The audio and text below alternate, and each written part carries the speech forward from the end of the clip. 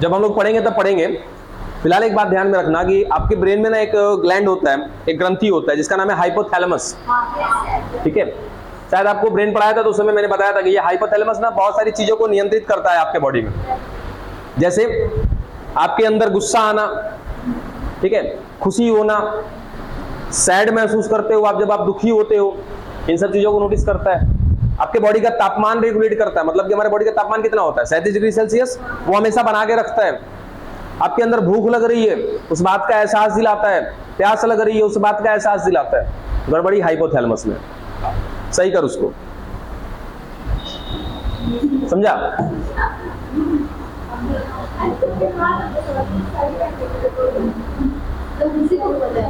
हाँ, कब बात करना है, अब पता चले कि बहुत मेरा चाहने वाला था, बहुत अजीज व्यक्ति था, मर गया, वहां जाके हंसे जा रहे हैं। 100% हाइपोथैलेमस तुम्हारा गायब है? क्लासरूम में आए हो, पढ़ना है, अलग ही मूड में हो, प्रॉब्लम है हाइपोथैलेमस में। चले, चलो बातें बंद करना अभी। अरे सोचना बाबू, इतना स्लाइडली चल रहे हैं इस चैप्टर में, नहीं चलेंगे ना तो बहुत आ जाओगे सब। डेली आकर के एक ही संग पढ़ते हैं हम लोग, चाहते तो क्या करना है हमको, यहाँ बैठ जाएंगे, पॉइंट बता देंगे ना, हो जाएगा। जो पॉइंट वहां लिख करके समझाते हैं यहां से बोल देंगे तो काम नहीं हो जाएगा आपका। एक दिन में 2-3 को संग खत्म करके निकल जाएंगे। ठीक है, तो हम चाहते हैं कि एक एक पॉइंट आप समझ लें। रटवाना होता, लिखवाना होता ना तो बहुत सारा तरीका है हमारे पास, किताब में अंडरलाइन करवा देते, ग्रुप बना हुआ है, नोट्स भेज देते, ले भाई उतार लो सब, यहाँ पे बैठ के आके समझा के काम खत्म कर देते। ऐसा कभी किया नहीं ना? तब जब हम समझाने पर तैयार है ना तो बाबू तू भी समझ ले, तू ही स्पेशली नहीं, सभी लोग। और गारंटी देते हैं कि यहाँ से 4 लोग को खड़ा कराएंगे, 4 में से 3 लोग कुछ नहीं बताएगा। इस बात को बखूबी आप लोग जानते हैं। और अभी हारमोनियम बजाते देखे हो किसी को? हारमोनियम आपने कभी कोशिश किया? कोई धुन निकला? आप के अलावा कुछ निकला? जबकि जो हारमोनियम बजाते हैं उनको कोई भी गाना कहोगे वो सुर बजा देंगे। जबकि शुरुआत पता है कहां से होती है उसकी? सारे गामा पौधा नीसा, यही उसका सुर है, इसके अलावा कुछ नहीं है उसमें। जब आपको हारमोनियम सिखाया जाएगा तो साल भर लग जाएगा तुमको हारे गामा सारे ये सीखने में, तुमको समझे? जो भी हो, अब अनसा जाओगे आप इस चीज को जान करके कि जो भी हमें गाना बजाना है वो इसी 7 अक्षर में कैसे है। प्रैक्टिस करना पड़ता है, सीखना पड़ता है। तो वही आपका ये बेस चल रहा है। आपको मजाक लग रहा है ना? जितना चैप्टर आगे बढ़ते जाओ, अगर यही सब बिंदु आपको परेशान नहीं करेगा तो फिर पूछना, एक एक चीज आएगा। तो पढ़िए, ध्यान से थोड़ा सा पढ़िए। नहीं पढ़ने का मन करता है, अभी कुछ थोड़ी बिगड़ा है जी। तो एडमिशनों नहीं हुआ है तो लोग हो गया है, 150-200 रुपया लगेगा रसीद कटवाने में, कटवा लेना जाके। तो 1200 रुपया लगा तो कम से कम 2 साल बर्बाद तो नहीं होगा ना, टेंशन तो नहीं रहेगा पढ़ाई लिखाई का। 150-200 रुपया लगेगा, जाके टीसी कटवा लो वापस। गलती हो गया सर, एडमिशन करा लिए, पढ़ना लिखना तो है नहीं हमें। 122-23 रुपया 25 रुपया जो भी लगेगा, जाके टीसी कटवाओ, नाम कटवा के घर पे बैठो। नहीं पढ़ना है तो ढंग से पढ़ो बाबू। चलिए मोलस्का की बात कर रहे हैं, एक एक बिंदु आराम से सुनिएगा। सबसे पहला पॉइंट कि बच्चा ये जो है दूसरा बड़ा संघ है, ठीक है।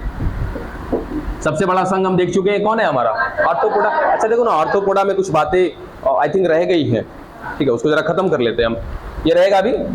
आर्थ्रोपोडा में कुछ एग्जाम्पल वगैरह आपने देखा था, कुछ ऐसे एग्जाम्पल हैं जहां से सवाल बनते हैं, शायद आपने उसको नोटिस किया हो या नहीं किया हो। उसके साथ साथ किसको खड़ा कराएं?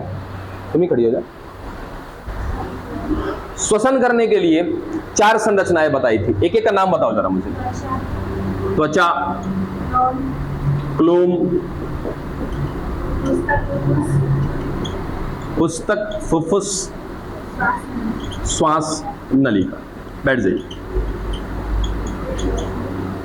ठीक है। कल ये बोला था ना कि इसको हम बता देंगे कि भाई कौन किससे सांस लेता है। चलिए, त्वचा से याद रखिएगा कौन सांस लेता है? भृंग। ये कल ही बात हो गई थी, ठीक है। क्या? हाँ, त्वचा से मेढक भी सांस लेता है, ठीक है। हाँ, उसके पास लंग्स भी है, आवश्यकता पड़ने पर वो सांस लेता है। नहीं, ऑर्थोपोडा में नहीं आया। चलो आगे देखो, कहाँ गया ये पुस्तक। लंग्स की बात करें, अगर पुस्तक फुफ्फुस की बात करें तो ये बिच्छू हो गया। ये श्वास नलिका से याद रखिएगा कि जितने भी अपने ऑर्थोपोडा में संघ में जितने भी जीव रखे गए ना, तो ज्यादातर जीव कौन से संघ के? ऑर्थोपोडा के। वो कैसे सांस लेते हैं? श्वास नलिका से। और क्लोम से याद रखिएगा झींगा, ठीक है, झींगा। झींगा मछली की श्रेणी में आ सकते हैं, कहीं ना कहीं जलीय जीव हैं, इनको प्रॉन्स बोलते हैं, खाया जाता है, टेस्ट बहुत अच्छा होता है। झींगुर, अरे वो झींगुर उड़ता है, वो तेल में छना जाता है, वो झींगुर नहीं। चलो इसको लिख लेना, कहीं पे अगर लिखना हो तो लिख लेना, अदरवाइज वीडियो में से खत्म कर लेंगे इसको, ठीक है। ये पहला चीज मिटा दें, नहीं वीडियो में काटेंगे क्यों?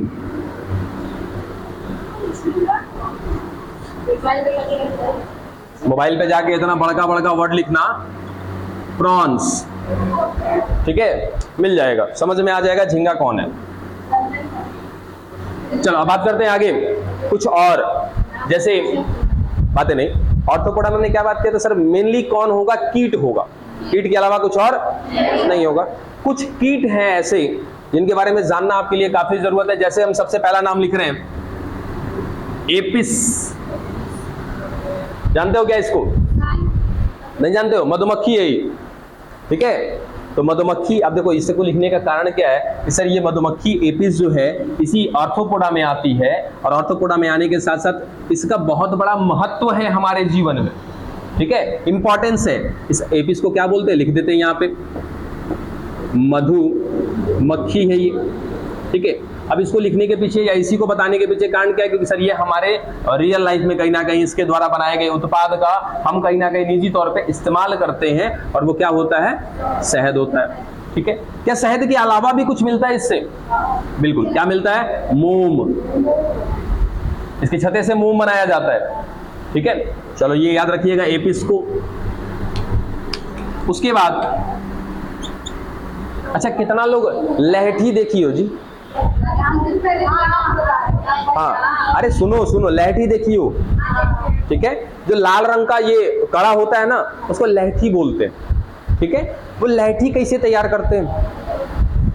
देखो, एक कीड़ा है जिसका नाम है लैक इंसेक्ट, ठीक है। हिंदी में क्या बोलते हैं इसको? लाख कीट, या तो एक और नाम है लेसिफर, जो याद रहे रख लेना, या तो लैक इंसेक्ट बोलते हैं, या तो लाख कीट बोलते हैं, या तो इसको क्या कहते हैं? लेसिफर कहते हैं, ठीक है। ये मुख्यतः पाए जाते हैं राजस्थान में, ठीक है। वहां के कुछ ऐसे चुनिंदा पौधे हैं, उन पर ये कीट क्या करता है कि अपने शरीर से कुछ ऐसा रसायन निकालता है, कुछ ऐसे केमिकल्स निकालता है जो उस पौधे के तने के बाहर, ये पौधा का तना हो गया, मतलब कि ये उसकी शाखाएं जो भी हो गए, तना ये पेड़ हो गया, और इसके बाहर लाल लाल लाल लाल सा, जैसे देखो पेड़ देखे वो गोंद निकलता है पेड़ में, ठीक है। ठीक वैसे ही ये लाख कीट क्या करेगा कि यहां पर एक तरल का जमाव कर देगा, जिसको क्या बोलते हैं? लाख। और ये बनाया किसने? एक कीट ने, जिसका नाम है क्या? लाख कीट। वैसा ही है कुछ, वो पेड़ का उत्सर्जी पदार्थ है, लेकिन उसको बनवाने के लिए जिम्मेदार कौन है? ये लाख कीट जिम्मेदार है।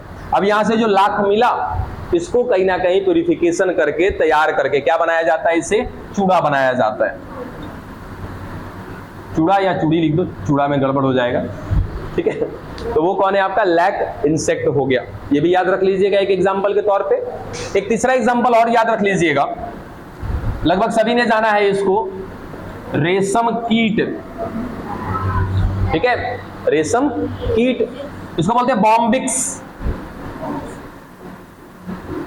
नमवा बहुत इंपॉर्टेंट है बाबू, ये सब क्योंकि हम पढ़ा दिए हैं रेशम कीट, लेकिन दे देगा बॉम्बिक्स, सब बौरा जाओगे सब देख के कि बॉम्बिक्स का है, इसीलिए ध्यान रखिएगा। वैसे यहाँ पे लाख कीट तो समझ में आ रहा, लेकिन लेसिफर गड़बड़ हो जाएगा।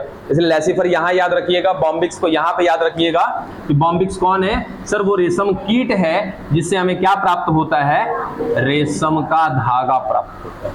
ठीक है, ये कुछ ऐसे कीट थे जिनसे हम कहीं ना कहीं उत्पाद के तौर पे कुछ लेते हैं। इसके अलावा भी बहुत सारे कीट हैं। ठीक है, अच्छा ये तो चलो ये फायदे वाली बात हो गई, ये तो फायदे वाली बात हो गई। कुछ ऐसे भी कीट हैं क्या जो नुकसान देते हैं? बहुत है। चलो 3 को फायदा वाला हो गया ना, 1-2 को नुकसान वाला भी देखते हैं जो हमें नुकसान पहुंचाएगा।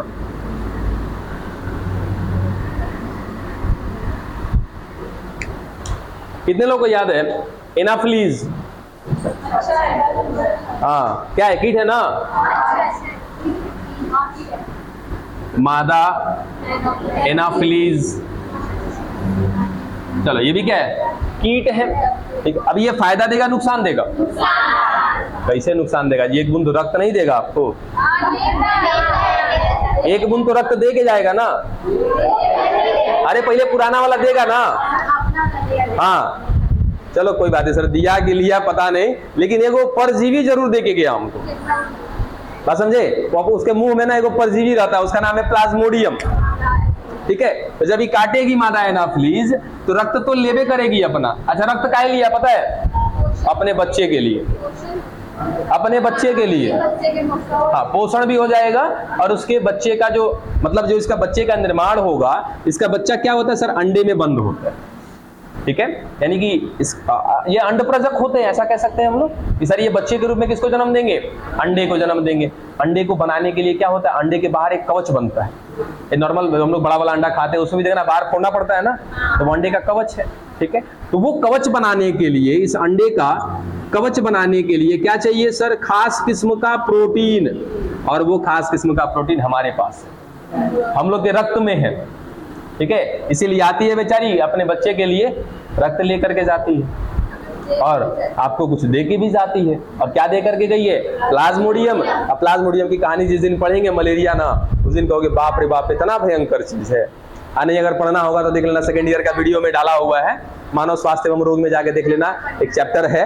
ठीक है, मानव स्वास्थ्य एवं रोग, पहले से प्लेलिस्ट बना हुआ है। चलो कोई बात नहीं, तो काफी लंबी कहानी है इस मादा एनाफ्लीज की। एक ये याद रख लीजिएगा। इसके साथ साथ दूसरा मादा, अरे तो मादे सब बदमाश होती है बाबू, मच्छर में बोले मादा क्यूलेक्स। ठीक है, मादा क्यूलेक्स का नाम सुने हो? ये क्या करती है सर? ये भी सेम कहानी है, ये भी आएगी रक्त लेकर के जाएगी और आपको अपने मुख से कुछ दे करके जाएगी। किसको दे करके जाएगी?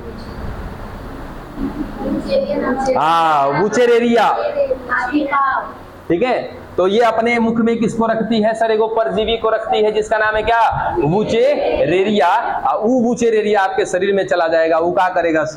तो जाने के बाद आपकी लसिका ग्रंथियों को नुकसान पहुंचाता है। और सबसे ज्यादा लसिका ग्रंथि पता है कहां पर होता है? हम लोग के पैर में होता है। इसीलिए हाथी पांव में पैरे फूलता है, हाथ तो नहीं फूलता है। बात समझे? रीजन क्या होता है कि सर सबसे ज्यादा लसिका की ग्रंथियां, लसिका की नलिकाएं हमारे पैरों में है। जब मादा क्यूलेक्स काटेगी, इसके मुख से कहा चला गया? वुचेरेरिया चला गया। वुचेरेरिया का है? एगो कृमि है। नहीं खड़ा हो जा बच्चिया, बताओ चपटा कृमि है कि गोल कृमि है? कौन कृमि है? चपटा कृमि है वुचेरेरिया, सोच समझ के कहिएगा, बताइए ना, कहाँ जा रहे हैं हम? ये तो हाल है। पढ़े हैं आप? नहीं पढ़े हैं? कब से आ रहे हैं भाई? आज से आ रहे हैं। कहाँ गए? रामपुर। अजय जी की लड़की हैं? बैठिए आप भी, थोड़ा सा हरकत पे कंट्रोल रखिए आप लोग, पढ़ाई करिए। ठीक है, चलो क्या बोला सर? वुचेरेरिया हमारे अंदर चला गया। वुचेरेरिया क्या करेगा? तो हमारे पास अंदर हमारे जाने के बाद हमारे शरीर में बहुत पोषण है, जहां जाएगा वहां पोषण मिलेगा, लेकिन मुख्य रूप से नुकसान कहां पर जाके पहुंचाएगा?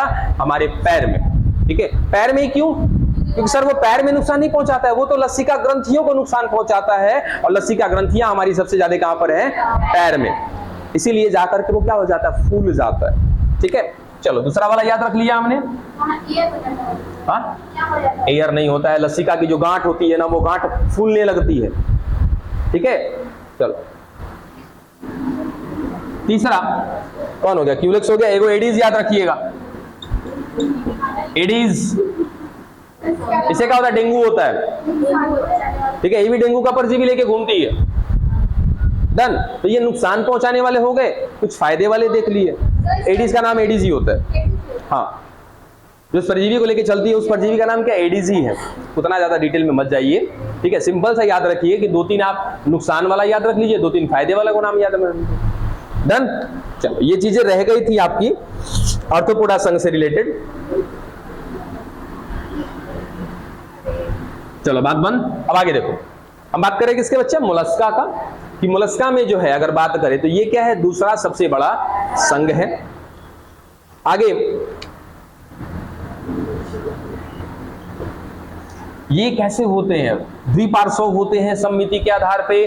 कैसे होते हैं, द्विपार्श्व। सब में लगभग अब ऐसा ही चलने वाला है, तो सीधा सीधा क्या लिखते हैं कि सर ये कैसे होते हैं, द्विपार्श्व होते हैं। उसके साथ साथ त्रिकोरिक होते हैं और प्रगुहा पाई जाती है इनमें, या गुहिकीय होते हैं, जो आपको कहना है, प्रगुहिकीय कह लो या प्रगुहा, मिलता है जो कहना है। तीसरा बिंदु, अगर इनमें शारीरिक संगठन की बात करें तो कैसा है, अंग तंत्र स्तर का क्या मिल रहा है, शारीरिक संगठन मिल रहा है इनमें, ठीक है।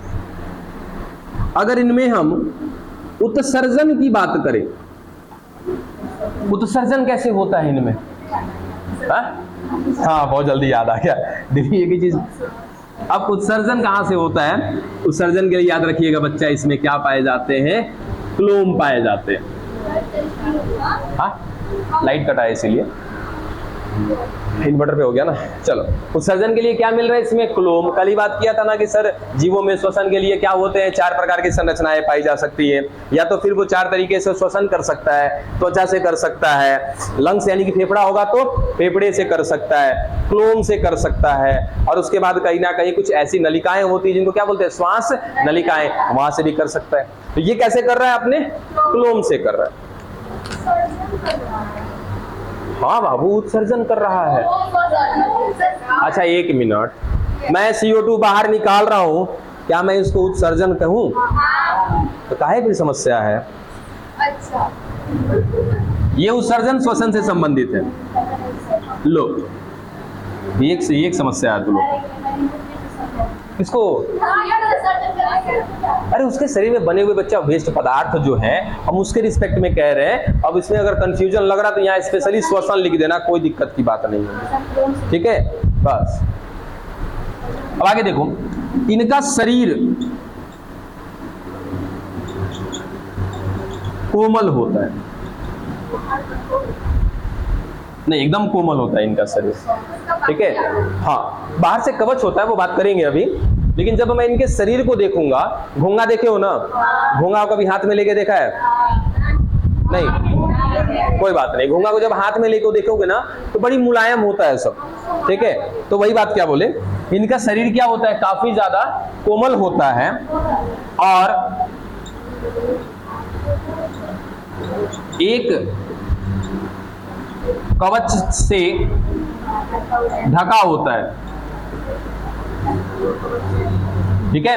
काफी ज्यादा कोमल होता है और एक कवच से ढका होता है। वो कवच किसका होता है, कैल्शियम का, ठीक है। चल मिटाएं इसको, इतना फोन करेगा भाई। हाँ बिल्कुल बिल्कुल, दोनों का दोनों क्लोम से ही करता है, इसलिए ना उत्सर्जन लिख के केवल छोड़ दिए हैं, तभी कंफ्यूजन किया श्वसन वाला। बिल्कुल,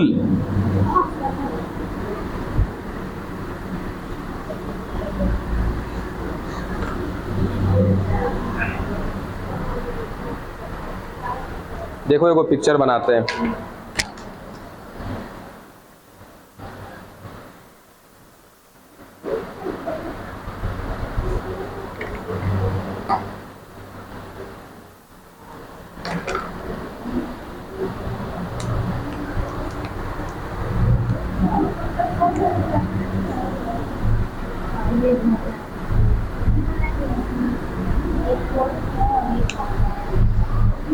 एक पॉइंट और,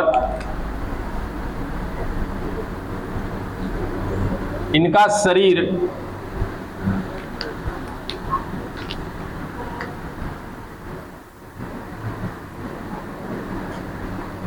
सिर, पेशीय पाद और एक तीसरा हिस्सा ककुद से बना होता है। ठीक है, यानी कि इसके शरीर में 3 चीजें होती है। क्या क्या मिल रहा है सर? सिर मिल रहा है इसका, उसके बाद पेशीय पाद, इट मींस की कहीं ना कहीं पेशी से बना हुआ इसका पैर मिल रहा है, और क्या मिल रहा है? ककुद। आइए देखते हैं क्या क्या है। ककुद क्या है? बना रहे पिक्चर, बहुत दिन हो गया बनाए हुए, कोशिश करते हैं।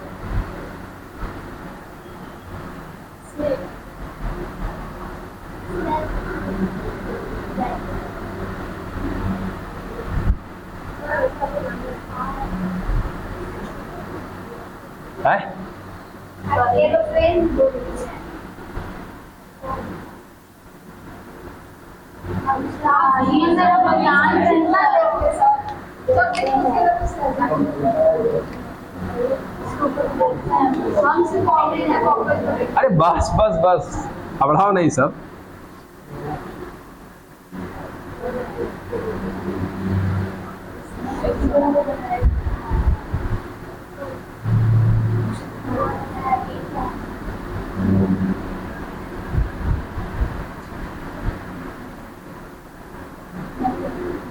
तो वो बहुत दिन हो गया जी बनाए हुए पिक्चर।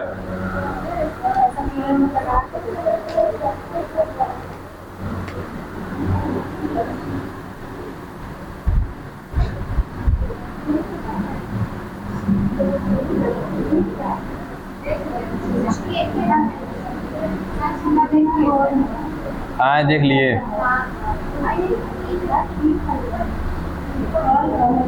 चलो, ये कहीं ना कहीं इस तरीके से है। अब क्या क्या चीजें हैं देखिए इसमें। अब पहला तो सर इसका सिर, अब सब कुछ ठीक है, अधूरा है इसके बिना। ठीक है, इसके बिना अधूरा लग रहा था ये। चलो आगे आगे आगे, बस बस बस बस, मुंह बंद। हालांकि इसकी आंख यहाँ पे नहीं होती, आंख इसकी इस तरीके से यहाँ पे होती है। ठीक है, चलो जो आपको समझ में आए, थोड़ा सा हंसता हुआ बना देते हैं इसको। चलो आगे आगे सुन लो। मेन चीज क्या है कि सर इसके शरीर में कुछ चीजें हैं, जैसे इसका सिर ये हो गया।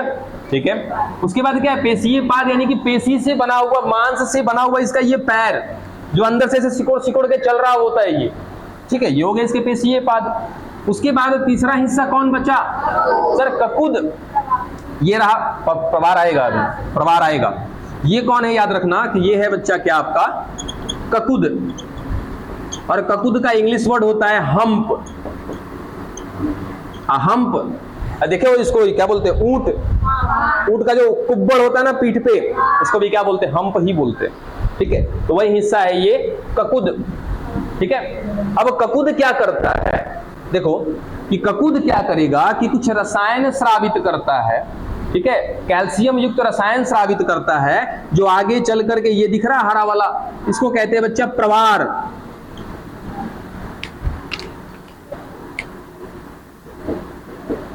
तो ये ककुद क्या करता है? प्रवार का निर्माण करता है। ठीक है, प्रवार को बोलते हैं मेंटे।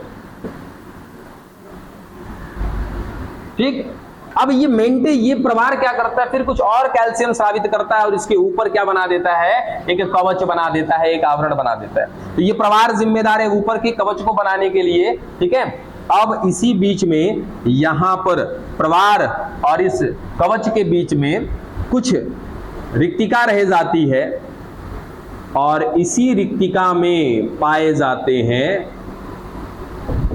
क्लोम, जो उत्सर्जन करने में सहायता करते हैं। बात समझ में आ गया? तो ये कुछ हिस्से थे इसके। डन? क्या हो गया? बोलो ना, बोलिए। नहीं, वो धीरे धीरे तैयार होता है। हाँ बिल्कुल, वो धीरे धीरे तैयार होता है। ठीक है, यानी कि उसको बनाने के लिए कौन जिम्मेदार है? ये प्रवार है। ठीक है, प्रवार को बनाने के लिए कौन जिम्मेदार है? ककुद।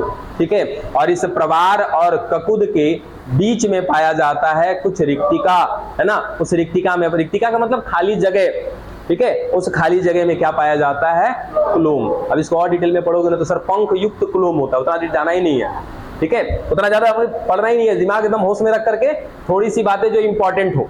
हालांकि आपके एनसीईआरटी में दिया होगा कि पंख युक्त क्या पाए जाते हैं? क्लोम पाए जाते हैं। अब कंफ्यूजन हो जाता है कि ये पंख युक्त क्लोम का मतलब क्या है, इसलिए उतना दूर ना जा करके, क्या आवाज कर रहा है जी?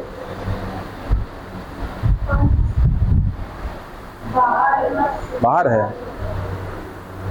चलो यहां तक की बात हो गई खत्म, बिठा दे इसको।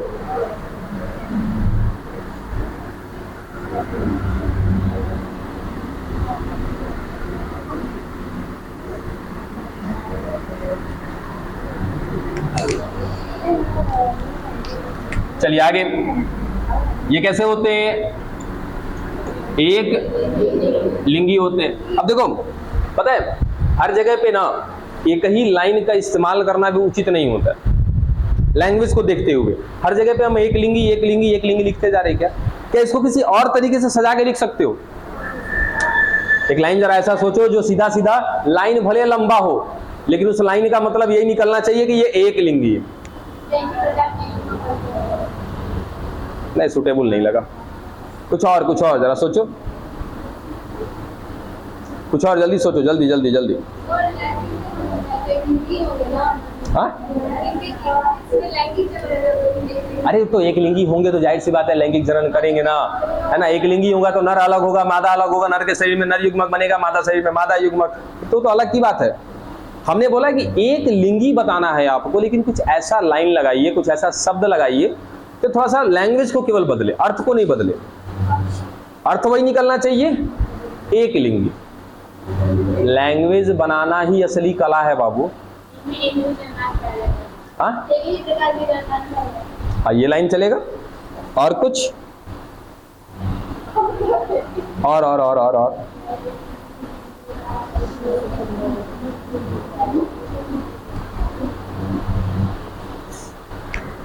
चलो हम बात करें। अच्छा देखो, हम ऐसा लाइन अगर इस्तेमाल करें, इनमें नर और मादा दोनों पृथक होते हैं। अरे मैंने बस लैंग्वेज की बात की थी, आपको बनाना आना चाहिए कि कब हम किस तरीके का लैंग्वेज का इस्तेमाल कर रहे हैं, ठीक है। तो आप देख लेना कैसे लिखना है।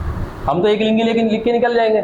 जब आप अपना नोट्स बनाओगे, कुछ भी बनाओगे, तो वहां पे हर जगह पे एक ही लाइन अच्छा नहीं लगता है, और वही लाइन अगर याद रहेगा ना तो हमेशा वही लैंग्वेज लेके चलते रहोगे, तो थोड़ा सा सुधार भी जरूरी है। दूसरा तीसरा क्लास पढ़े हो ना, वहां पे संज्ञा सर्वनाम के को भेद बताया गया होगा। जब चौथा में गए तो क्या उस समय गलत पढ़ाया गया था? जितना डोज की जरूरत थी उतना दिया गया था। उम्र के साथ स्टैंडर्ड के हिसाब से आपको पढ़ाया जाता है, तो कब पढ़ोगे आगे? एक ही लिंगी पे फंसे रहोगे। चलो आगे। ऐसे ये तो हो गए कि एक लिंगी होते हैं।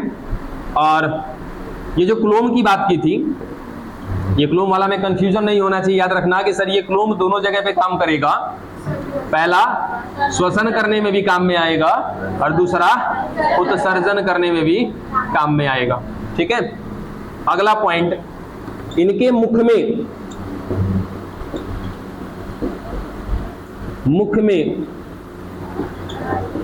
भोजन को पीसने के लिए, जैसे हम लोग के मुख में क्या है? दांत है, ठीक है। वैसे ही इनके मुख में भोजन को पीसने के लिए एक संरचना पाई जाती है, उसका नाम है रेटिजिहा रेडुला। रेटिजिहा, एक और नाम है इसका रेडुला। नाम है नहीं, बस केवल पर्यायवाची नाम है, या तो रेटिजिहा कह लो या रेडुला कह लो, ठीक है। और एक अंतिम बिंदु, ये अंड प्रजक होते हैं, मतलब कि ये अपने संतान को, अपने बच्चे को अंडे के रूप में जन्म देंगे। खत्म। हाँ, अरे ये तो लिख लो, पाए कहाँ जाते हैं? तो वायु छोड़ करके स्थल दिखा देना और जल दिखा देना, इतना संग पढ़ा दिए। और उसके बाद हाँ, कैसे जल में? समुद्री जल में बहुत कम मिलते हैं ये सब, लवणीय जल में बहुत कम मिलेंगे, ना के बराबर मिलेंगे। क्यों? क्योंकि इनका जो त्वचा होता है ना बहुत ज्यादा कोमल होता है, लवण से इनको नुकसान पहुंचेगा, ठीक है, गल जाएंगे ये लोग। आप फटाफट इसका एग्जाम्पल हम बोल देते हैं, बस कल सुन के खत्म कर लेना, बुक में है बहुत सारा एग्जाम्पल।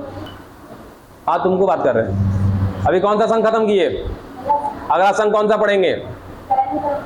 चल भाई, कुछ तो याद रखा है। हाँ बोलिए। अंड प्रजक। देखिए यहां पर जो जीव होते हैं, कोई भी जीव, समस्त जीव की बात कर रहे हैं, सुनना। एक